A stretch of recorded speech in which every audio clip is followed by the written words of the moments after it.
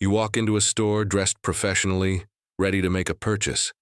But instead of receiving service, you're met with cold stares, whispered conversations, and the unmistakable feeling that you don't belong. Now imagine that store is your own business, a company you built from nothing, brick by brick, dream by dream. This is the story of Amara Washington, a 44-year-old black woman who transformed a $500 investment into a $200 million jewelry empire spanning 52 stores across North America. But on a crisp Tuesday morning in Beverly Hills, Amara would discover that success, wealth, and achievement couldn't shield her from the poison of racial prejudice, not even in her own boardroom. What happened next would expose the ugly truth about retail racism that affects 29% of Black Americans every single month, according to Gallup polling. It would reveal how even the most successful Black entrepreneurs face discrimination that forces them to charge up to 41% less than white-owned businesses just to survive consumer bias. But this story isn't just about the wounds that racism inflicts. It's about the healing that comes when courage meets consequence. It's about a leader who chose transformation over revenge, education over retaliation. Most importantly, it's about why the fight for dignity and respect in every interaction, no matter how small, matters more than we might ever realize. Because sometimes justice arrives not with a judge's gavel, but with a CEO's quiet strength and an unwavering commitment to change. Amara Washington's journey began in the cramped two-bedroom apartment she shared with her grandmother in Detroit's East Side. While other children played with toys, 8-year-old Amara spent afternoons at her grandmother's kitchen table, watching weathered hands transform simple wire and beads into beautiful jewelry that neighborhood women would purchase for special occasions. "Baby girl," her grandmother would say, threading another delicate pearl. "Beauty isn't about the price tag. It's about making someone feel like they matter, like they're worthy of something precious." Those words would echo through every challenge Amara faced growing up in the 1980s and 90s, when the crack epidemic devastated her community, and opportunities seemed as scarce as hope itself. She watched her mother work 3 jobs just to keep food on the table, witnessed friends disappear into cycles of poverty and despair, and felt the weight of limited expectations that society placed on young Black women from her neighborhood. But Amara possessed something unbreakable, a vision that stretched far beyond her circumstances. While excelling academically at Cass Technical High School, she began creating and selling jewelry to classmates, using her grandmother's techniques. Combined with contemporary designs that spoke to young people, by graduation, she had saved $3,000, every dollar earned through late nights and weekend craft fairs. College brought new challenges and revelations. At Northwestern University's business school, Amara often found herself the only Black woman in lecture halls filled with students who had never questioned whether they belonged. She endured professors who called on her to represent the African American perspective, and classmates who expressed surprise at her academic performance, as if intelligence were somehow unexpected. I remember walking into a jewelry store near campus to research competitors, Amara would later recall. The security guard followed me for 20 minutes, and when I asked to see a $200 necklace, the salesperson asked if I was sure I could afford it. I was wearing a Northwestern sweatshirt, carrying textbooks, and clearly belonged there. But my skin color made me suspect. These experiences revealed the harsh reality that success wouldn't automatically insulate her from prejudice. Research shows that 59% of Black Americans feel treated less fairly than whites while shopping, making retail environments one of the most common places where racial discrimination occurs, even more than interactions with police. After graduation, Amara moved to Los Angeles with $500 in her pocket and a business plan that had earned her highest marks in entrepreneurship class. She rented a tiny studio apartment in Koreatown and spent 18-hour days creating inventory, building an online presence, and cold-calling boutiques across the city. The early years were brutal. Potential clients would hang up when they heard her voice over the phone, assuming she was too young or inexperienced. When she showed up for meetings, she often encountered surprise and skepticism. "I expected someone different," became a phrase she heard regularly. Code words for racial assumptions that were never spoken aloud. But Amara persisted, driven by her grandmother's wisdom and her own determination to prove that excellence could overcome prejudice. She focused on creating jewelry that told stories, pieces, inspired by African heritage, contemporary Black experiences, and universal themes of strength and beauty. Her breakthrough came when actress Regina King wore one of Amara's custom necklaces to a film premiere, sparking a social media frenzy and orders that quadrupled overnight. Within 5 years, Amara had opened her first brick-and-mortar store in West Hollywood. Within 10 years, she had expanded across California. By her 20th year in business, Washington Fine Jewelry had become a household name, with flagship locations on Rodeo Drive, 5th Avenue, and Michigan Avenue.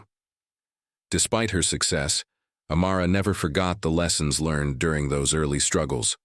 She made it company policy that every customer would be greeted within 30 seconds, regardless of appearance or perceived spending power. She implemented diversity training for all employees and created scholarship programs for young entrepreneurs from underserved communities. "Respect costs nothing but changes everything," became her company motto, printed on business cards and displayed prominently in every store. She personally visited each location quarterly, often arriving unannounced to ensure standards were being maintained. The racial climate of retail in America during Amara's rise was particularly challenging. Major chains like Walmart, Walgreens, and CVS kept multicultural hair care products locked behind glass, while similar items for white customers remained freely accessible.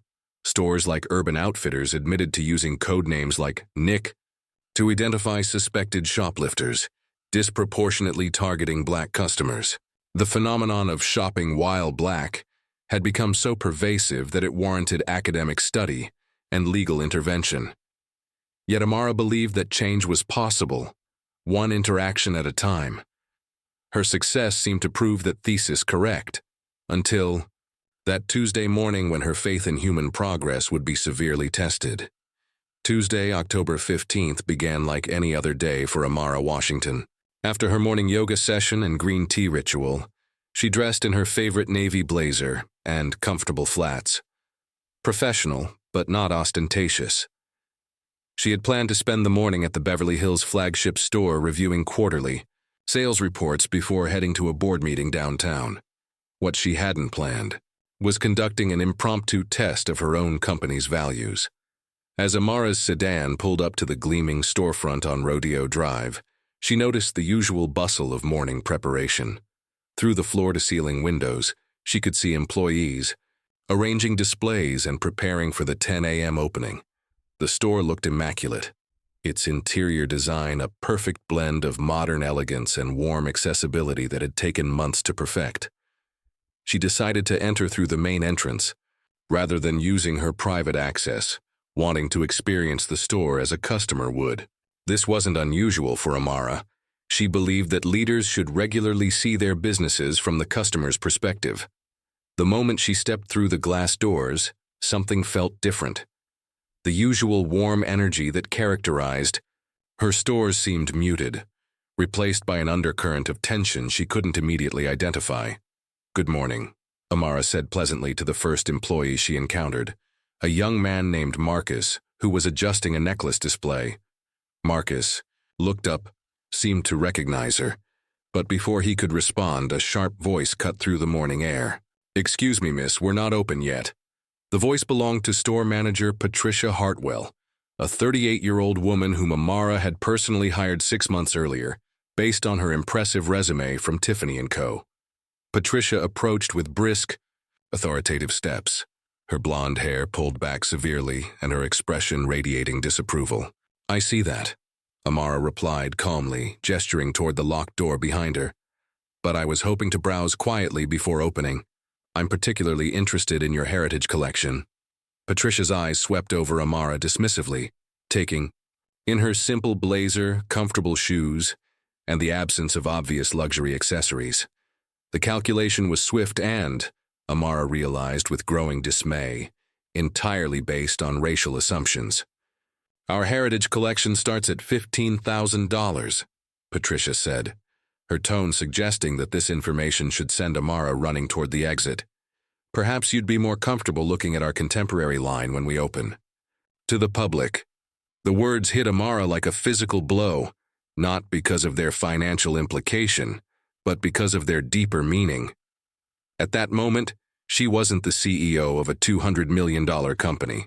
She wasn't the woman who had built this very store, chosen its location, approved its design, and personally selected many of the pieces Patricia was now gatekeeping. She was simply another black woman whose worth was being measured by the color of her skin. I'm quite familiar with the Heritage Collection, Amara said, her voice steady despite the emotion building in her chest. In fact, I'm interested in the Ancestor's Dream necklace specifically. The Ancestor's Dream was a $45,000 piece that Amara had designed herself, inspired by her grandmother's stories about their family's journey from slavery to freedom. It featured conflict-free diamonds arranged in patterns that echoed traditional African textile designs, with each stone representing a generation of struggle and triumph. Patricia's laugh was sharp and condescending. Ma'am, I'm going to need to see proof of funds before we discuss pieces in that price range. Store policy. Amara felt the familiar burn of humiliation that she hadn't experienced in years. Around them, other employees, Marcus, a young woman named Sarah, and veteran, salesperson Mrs. Chen, had gone conspicuously quiet, sensing the tension but uncertain how to intervene. Store policy? Amara repeated softly. I'm curious, do you ask all customers for proof of funds or just certain ones? I ask when I feel it's necessary, Patricia replied curtly, missing or ignoring the implication entirely. Now, if you'd like to wait until we officially open— Actually, interrupted a new voice, I'd be happy to assist this customer. The voice belonged to David Kim, a sales associate whom Amara had personally commended during her last visit for his exceptional customer service. David approached with a welcoming smile, clearly recognizing his CEO despite Patricia's treatment. David, Patricia snapped, please return to your section. I'm handling this. With respect, David said carefully. I believe every customer deserves our finest service regardless of— Are you questioning my judgment? Patricia's voice rose, causing several customers across the street to glance through the windows. Because if you are, perhaps you should consider whether this is the right workplace for you. The threat hung in the air like poison, revealing the toxic dynamic that had apparently been festering in Amara's flagship store. Here was her hand-picked manager, in the business Amara had built from nothing, threatening to fire an employee for showing basic human decency to a black customer. Amara watched David's face fall, saw him glance nervously toward the security cameras, knowing that his job, his livelihood, was being threatened for trying to do the right thing. She saw Marcus looking down at his shoes, Sarah fidgeting with her jewelry, Mrs. Chen pretending to be absorbed in paperwork, all of them trapped in a moment where moral courage carried professional risk. You know what? Amara said quietly, reaching into her purse. You're absolutely right about store policy.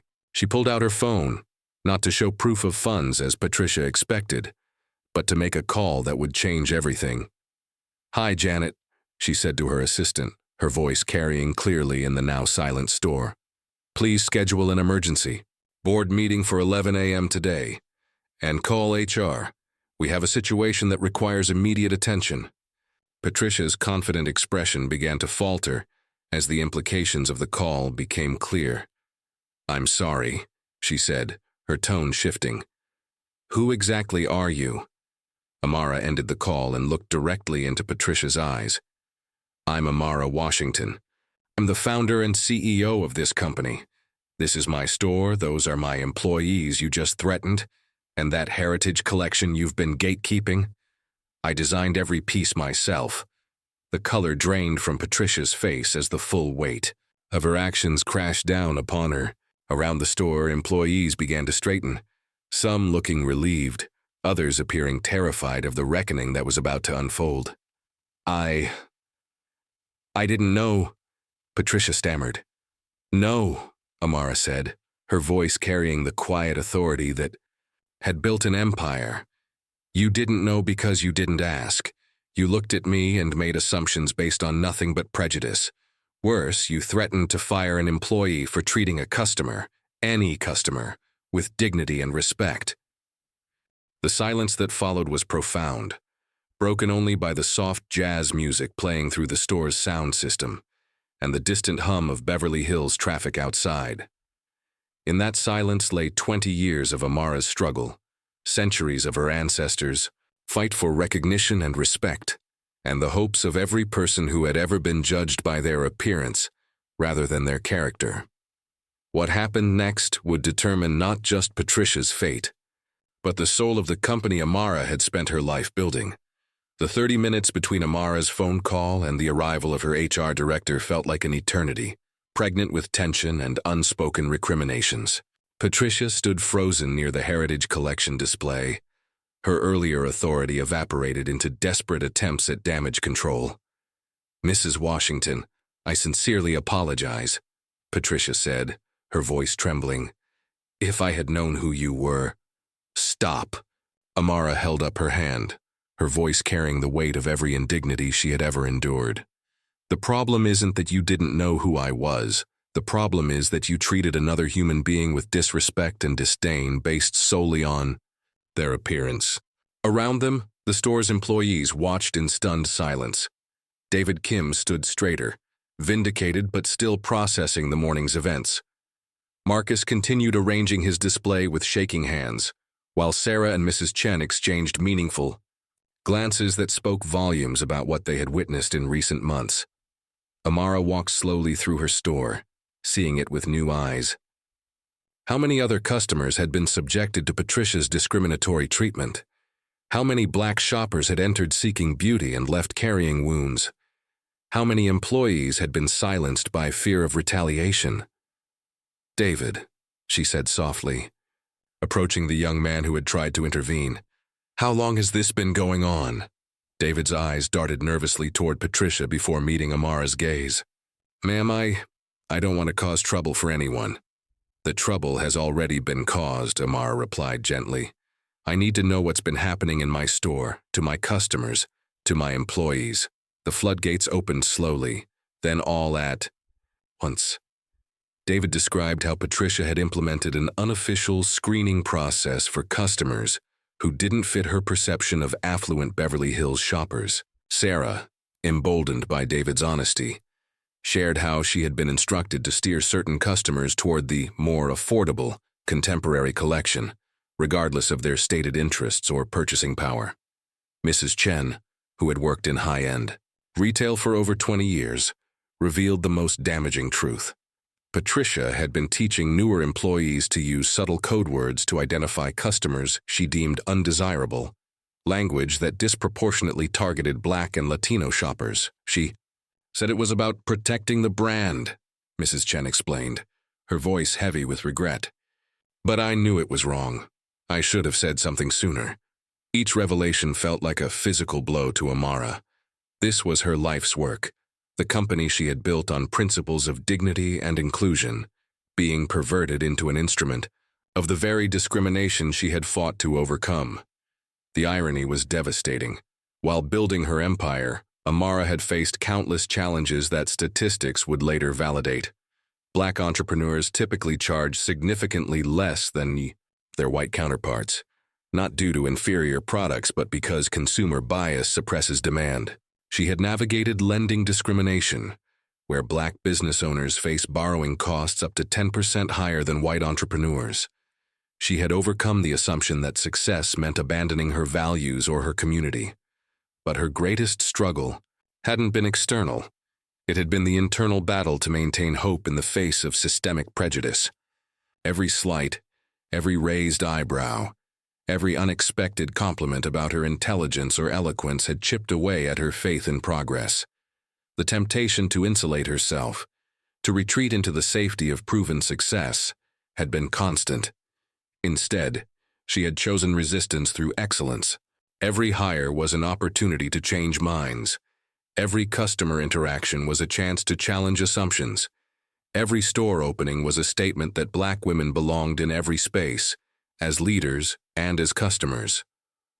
"I built this company," she said quietly, addressing the assembled employees, "because I believed that beauty should be accessible to everyone, because I believed that respect should be universal, because I believed that talent and vision mattered more than the color of someone's skin." Her voice grew stronger as she continued. "What I learned today is that believing in change isn't enough. Fighting for it once isn't enough. It requires constant vigilance, continuous education, and the courage to confront ugly truths even when they exist in the places we thought were safe." The weight of representation pressed down on her shoulders. As one of the few black women CEOs in the luxury retail space, Amara knew that her response to this incident would be scrutinized, analyzed, and potentially used to judge all black leaders. Some would expect her to rage, others to quietly sweep the problem aside. Many would question whether she was overreacting to what they might dismiss as a simple misunderstanding. But Amara had learned something crucial during her journey from Detroit's East Side to Beverly Hills' most exclusive shopping district: the power to define her own response. She would not be the angry black woman or the accommodating victim. She would be exactly what she had always been, a leader committed to creating the world she wanted to see. "When my grandmother taught me to make jewelry," she continued, her voice carrying the rhythm of someone who had found their truth, "she told me that every piece should make the wearer feel worthy of something precious. That's not just about jewelry. It's about how we treat each other. It's about recognizing the inherent worth in every person who walks through our doors." Patricia, who had remained silent throughout the employee's revelations, finally spoke. "Mrs. Washington, I know I made mistakes, but I was trying to protect the store's reputation to maintain our standards." "Whose standards?" Amara interrupted, her voice sharp with controlled anger.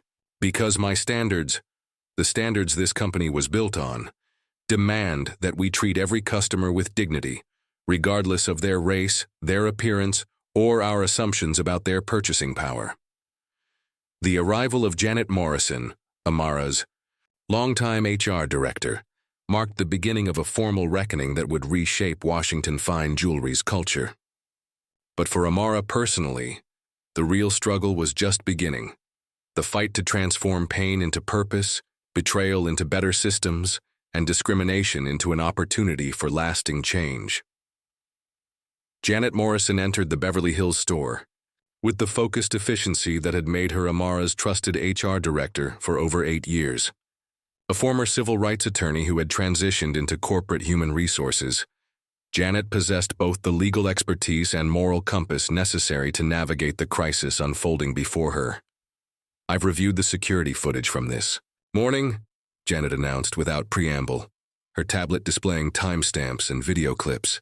"I've also conducted preliminary interviews with 4 employees. What I've discovered goes far beyond today's incident." Amara felt her heart sink as Janet outlined a pattern of discriminatory behavior that had been building for months. Patricia had systematically implemented policies that violated both company values and federal anti-discrimination laws. Customer complaints had been dismissed or buried. Valuable employees like David had been threatened with termination for upholding the very principles Amara had spent decades establishing. "The legal exposure is significant," Janet continued, her voice professional but grim. "But more importantly, we've allowed a hostile environment to develop that contradicts everything this company represents." Patricia, who had spent the past hour alternating between defiance and desperate apologies, made one final attempt to salvage her position. "Mrs. Washington, I understand you're upset, but I was following standard retail security protocols. High-end stores have to be careful about theft prevention." "Theft prevention?" Amara's voice cut through the air like a blade. "Is that what you call racial profiling? Because that's exactly what this was."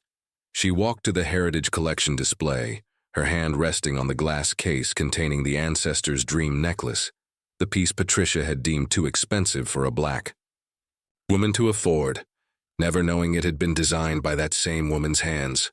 Let me share some statistics with you, Patricia, Amara said, her voice carrying the authority of someone who had studied these issues deeply. 29% of Black Americans report being treated unfairly while shopping every single month. 59% feel they're treated less fairly than white customers in retail environments. These aren't opinions.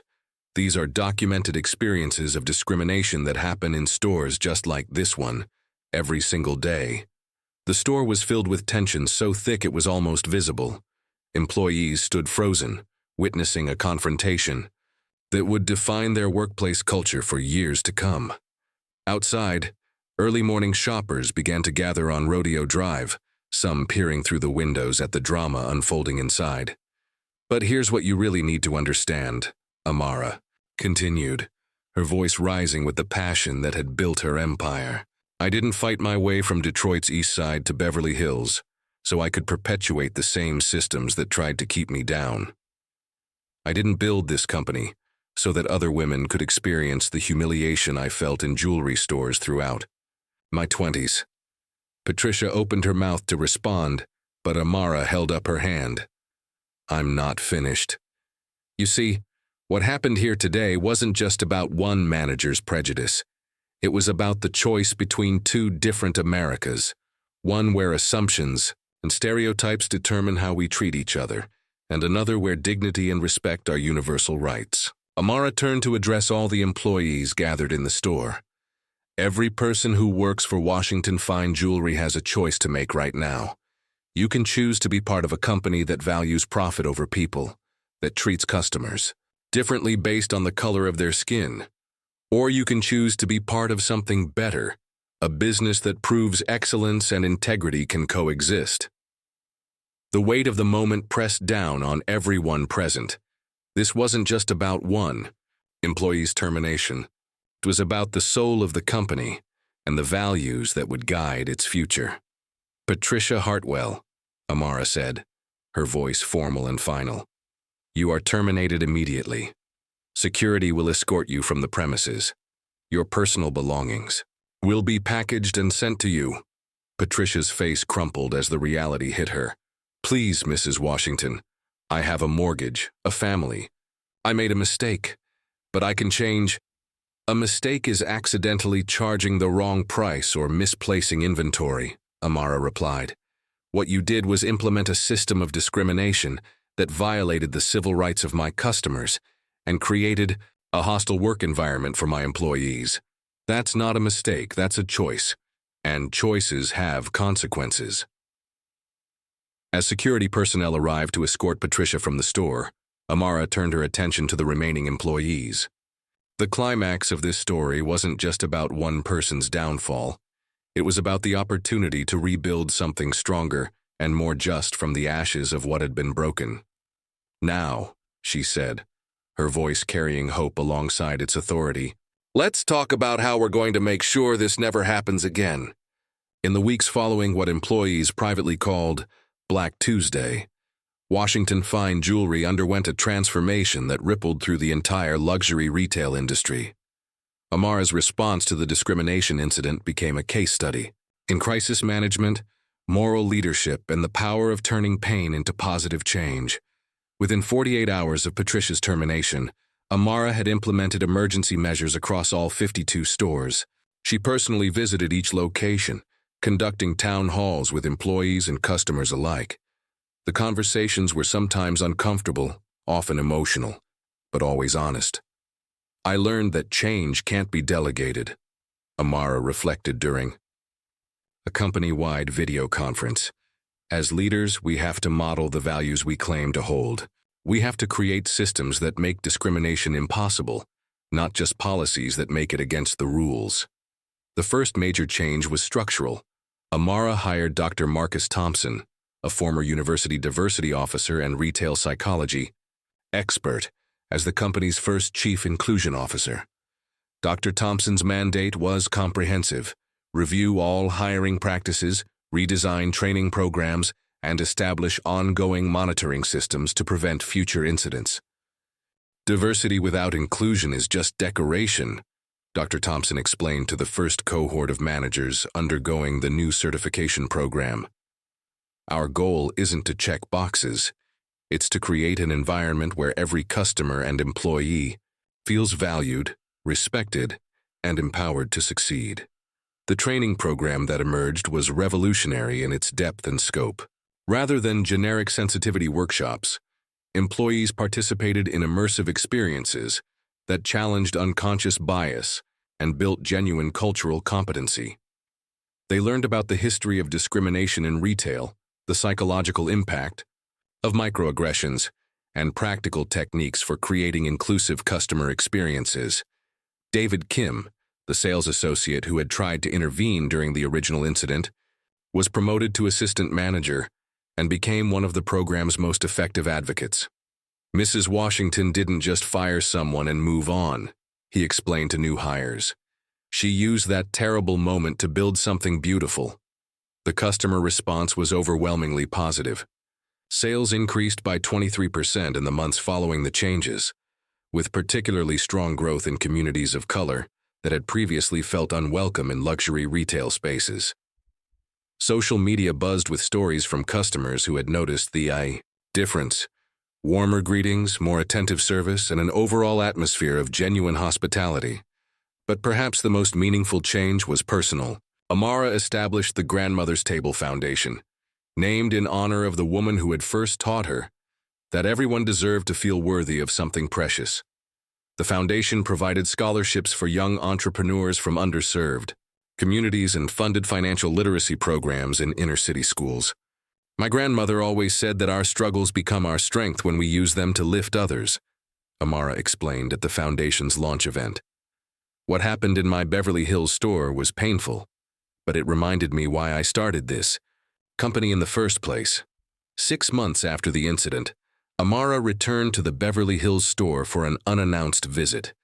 This time she was greeted immediately by name, offered refreshments, and asked about her family. The Heritage Collection was displayed prominently, with information cards explaining the cultural significance behind each design. Most importantly, she observed interactions between staff and customers of all backgrounds. The young black teenager, browsing with her mother, received the same attention as the wealthy socialite examining diamond earrings. The elderly Latino gentleman asking about anniversary gifts was treated with the same respect as the celebrity shopping for red carpet jewelry. This is what success looks like, Amara thought, watching her employees embody the values she had always envisioned. Not just profitable stores, but profitable stores that make the world a little more just. The ripple effects extended far beyond Washington fine jewelry. Other luxury retailers began implementing similar programs, recognizing that inclusive practices weren't just morally right, they were good business. Industry publications featured Amara's story as an example of values-driven leadership in action. The Beverly Hills store became a pilgrimage site of sorts for business students, civil rights advocates, and anyone interested in seeing proof that change was possible. But for Amara, the real victory was simpler and more profound. She had kept the promise made to her 8-year-old self, sitting at her grandmother's kitchen table, watching love transform simple materials into something precious. Everyone who entered her stores now had the opportunity to feel worthy of something beautiful, exactly as it should be. The story of Amara Washington and that transformative Tuesday morning teaches us that progress isn't a destination, it's a daily choice. Every interaction is an opportunity to affirm someone's dignity or to deny it. Every moment of leadership is a chance to build bridges or to fortify walls. What makes Amara's story so powerful isn't that she was a CEO who faced discrimination. Sadly, that experience is all too common. What makes it extraordinary is how she transformed that pain into purpose, that betrayal into better systems, that individual hurt into collective healing. Research tells us that retail discrimination affects millions of Americans every year, with Black shoppers reporting unfair treatment more frequently than in any other setting, including interactions with law enforcement. These aren't abstract statistics. They represent real people seeking to participate in the basic human activity of commerce, only to be met with suspicion and disrespect. But Amara's story also proves that change is possible when courage meets consequence, when leaders choose to confront uncomfortable truths rather than ignore them, when companies prioritize values over convenience, when individuals decide that dignity matters more than comfort. The fight against racism isn't won in courtrooms or Congress alone. It's won in everyday interactions, in stores and schools and workplaces where ordinary people make extraordinary choices to see each other as fully human. Today, as you go about your daily life, remember Amara Washington's grandmother. Beauty isn't about the price tag. It's about making someone feel like they matter, like they're worthy of something precious. You have the power to make someone feel worthy today. You have the ability to challenge an assumption, to speak up for justice, to extend dignity to every person you encounter. The question isn't whether you'll have that opportunity. You will. The question is whether you'll take it, because sometimes changing the world starts with simply treating one person better than they expected to be treated.